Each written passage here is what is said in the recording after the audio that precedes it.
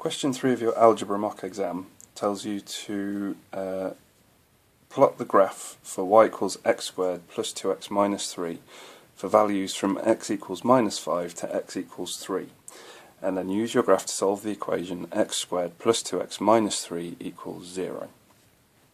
So the first place to start on this is to get our values for x and y. So the question tells us to plot values of x from minus 5 to 3. So minus 5, minus 4, minus 3, minus 2, minus 1, 0, 1, 2, 3, like that. So what we're going to do here, to make life a little bit easier, because this equation is made up of 3 parts, we're going to lay these parts out quite graphically so that we can see them. So if we put here x squared, and then along the way we'll put all the values for what these are squared, and then here we're going to put 2 lots of x and what that is along the way, and then under here we'll have minus 3, and then when we combine those it will give us our y values. It's just a way of making breaking the math down a little bit. So first things first, minus 5 squared, so we're going to replace the x here with minus 5.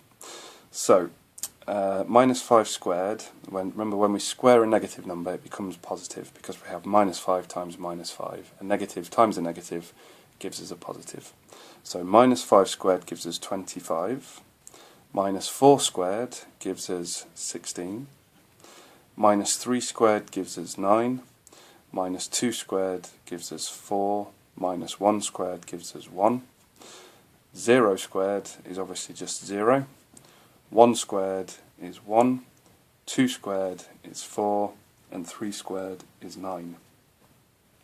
So that's all of our values for x squared for this row. Then we're going to put in our values for 2 lots of x. So we've got minus 5 times 2, 2 lots of minus 5. So we're taking a negative value and doubling it. So it's like if you have minus £5 in the bank, if you double your debt, then you are further in debt, you have more debt. So therefore minus 5 times 2 is minus 10. We've increased the negative value. Minus 4 times 2 gives us minus 8. Minus 3 times 2 gives us minus 6. Minus 2 times 2 gives us minus 4.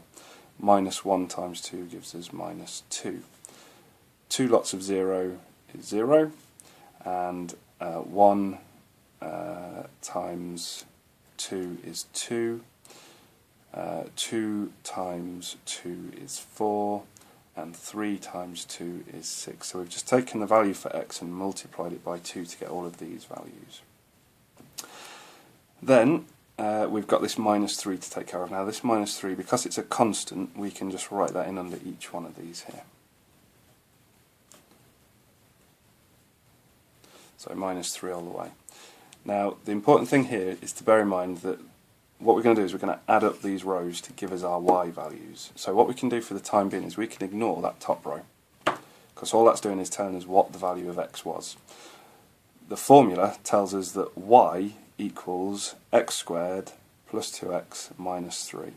So therefore if we now say this value for y here will be this value plus this value minus this value. So effectively we're just combining these 3. So 25 plus minus 10, so 25 minus 10 is 15, 15 minus 3 gives us 12. So our first value is 12. 25 minus 10 is 15, 15 minus 3 is 12.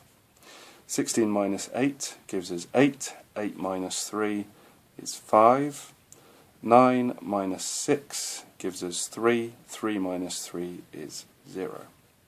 4 minus 4 gives us 4 minus 4 gives us 0, 0 minus 3 gives us minus 3.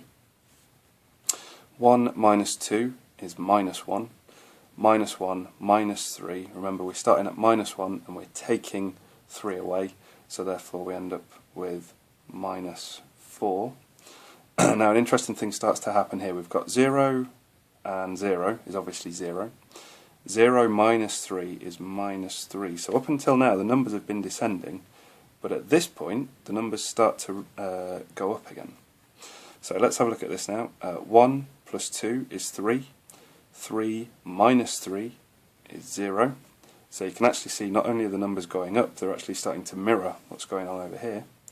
So then we have 4 plus 4 is 8. 8 minus 3 is 5. 9 plus 6 is 15. 15 minus 3 is 12. So you can see that we've got a mirrored set of numbers here, and we're going to plot those mirrored set of numbers onto our graph. So if we look at this now, we can see we need these values of x back now, and now what we can do is we can effectively ignore this middle set of numbers now. All we're interested in is when x is minus 5, what's the value of y? Well, it's 12 in this case. So when x is minus 5, which is here, y is 12. So when x is minus 5, y is 12, and that's all the way up here, like that. When x is minus 4, y is 5. So when x is minus 4, y is 5, which is right here. So x is minus 4, y is 5. When x is minus 3, y is 0. So when x is minus 3, y is 0. So we don't go up or down, we just leave that where it is, there. When x is minus 2, y is minus 3. So when x is minus 2, y is minus 3, like that.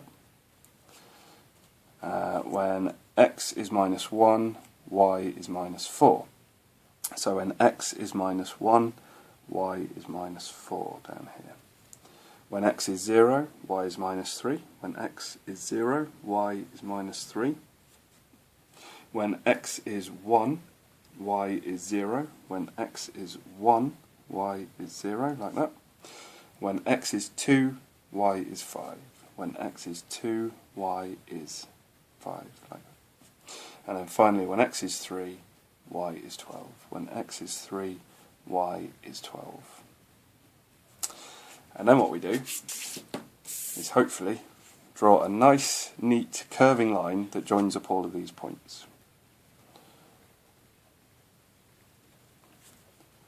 And it's better if you can keep your pen moving and do it just in one hit. There we go.